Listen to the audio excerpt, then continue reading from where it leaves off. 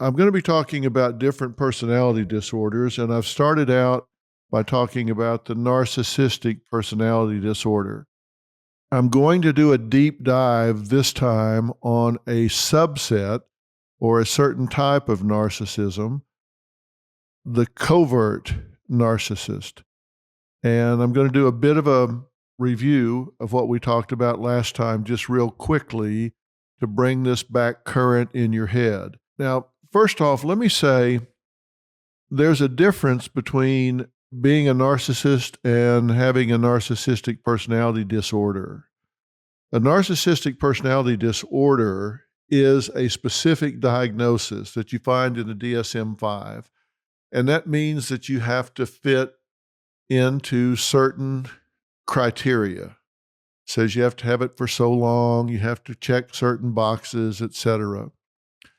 A lot of people might not meet all the criteria for that diagnosis, but that doesn't mean that they aren't narcissists. I think all human behavior is on a continuum, and then subsets of human behavior are on a continuum. Narcissism is on a continuum. It ranges from maybe being a little narcissistic to being woefully narcissistic. It's not like being a little bit pregnant. It's not like you either are or you aren't. So what I'm talking about today is narcissism, not necessarily the diagnosis of narcissistic personality disorder, and you don't care. If you're dealing with a narcissist in your life, you don't care whether they check all the boxes for the diagnosis or not. You care how they impact your life.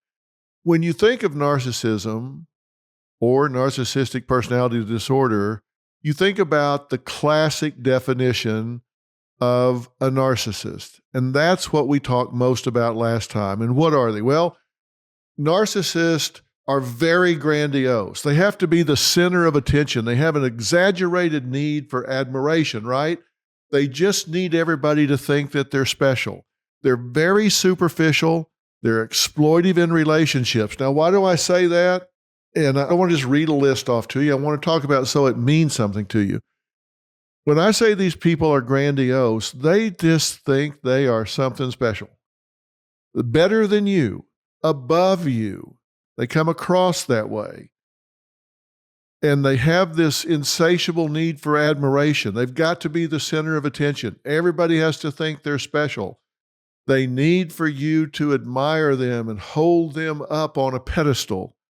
And because they have to be the focus of attention and admiration at all times, then their relationships are superficial, because in order for a relationship to be healthy, it has to be give and take. One way to control a relationship is to be constantly the giver, constantly the power figure.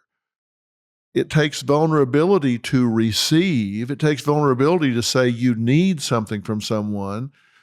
And a narcissist doesn't need anything from anybody because they're godlike. They are a power figure. So they have this superficial, exploitive string of relationships where they never get really close to anybody. And one thing they do not have is empathy.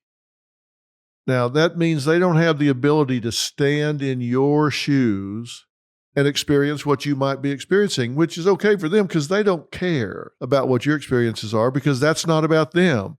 And they're only interested in those things that are all about them. They have what we call an identity disturbance. These people are not really sure who they are. They're always playing a role. They're always thumping their chest. They're always pretending to be something they're not. And so they have a difficult time forming attachments and forming bonds. And as a result, there's a chronic emptiness with these people. They're never fulfilled, and they're easily bored because nothing ever really fulfills them. They're very vulnerable to life transitions. When things change and they have to adapt, they don't do very well at that. And I'm going to give you some reasons why. Look, generally speaking, these people have real feelings of inferiority. So what you're seeing when you're dealing with a narcissist in general is a false sense of superiority. Somebody that's really powerful, somebody that's really smart, somebody that's really skilled, really good at something, they don't need to tell you all the time how smart and good they are. They're very confident in that. They're very at peace about that. So they just do it. They let their actions speak for them. They don't need you to be clapping for them all the time. They don't need you to stand up when they enter the room. They don't need you to look at them all moo-eyed all the time because they don't need you to tell them who they are. But narcissists don't really know who they are. Everything is an act with them. They're empty, superficial, and shallow. So they've given their power away to other people. That's why there are certain things you can't do with them, because if you do, if you challenge them in any way, they get very uncomfortable. And as a result, they will rage. They will create all kinds of problems for you if you do anything that tends to challenge them in any way whatsoever. So it's not something that you ever want to do with a narcissist, and we'll talk about that in just a second. How often are you going to encounter a narcissist? Well, generally in the population at large, maybe 10 or 15% of the people are going to qualify as narcissist or narcissistic personality disorder, but it depends on what population you interact with. There are some populations where narcissists are much more frequently encountered. For example, as I said last week, CEOs. You find narcissists much more frequent among bosses than you do among the general population. You find narcissists a lot more frequent in the entertainment industry, in television, in leadership positions. There, you sometimes see the frequency as high as 50%, like 3 times as high as the general population. Now, why is that? Well, the fact of the matter is we tend to reward a lot of things that narcissists do. They're bold and they're brash and they're charming and they're charismatic. It's superficial, but in the moment, it sometimes gets rewarded versus the shrinking violet. So we reward bad behavior sometimes in industry and the entertainment industry. So you find these people frequent leadership positions, front of the room positions, more than they do other occupations. And I mean, think about it.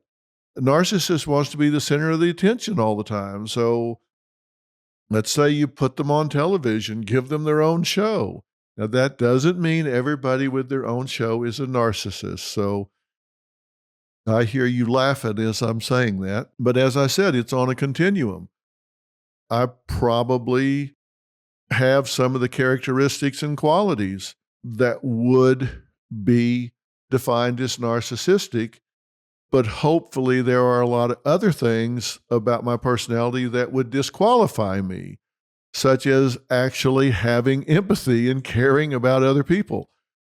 I can clearly form attachments, and I've been married for 45 years. So you can't just look at any one thing. But the fact is, we do tend to reward those behaviors, and sometimes those that are the most outspoken and gravitate towards the front of the room get rewarded for it. Sometimes they should, sometimes they shouldn't. Just because you yell and scream for attention doesn't mean you're worthy of it. I'll just put it that way.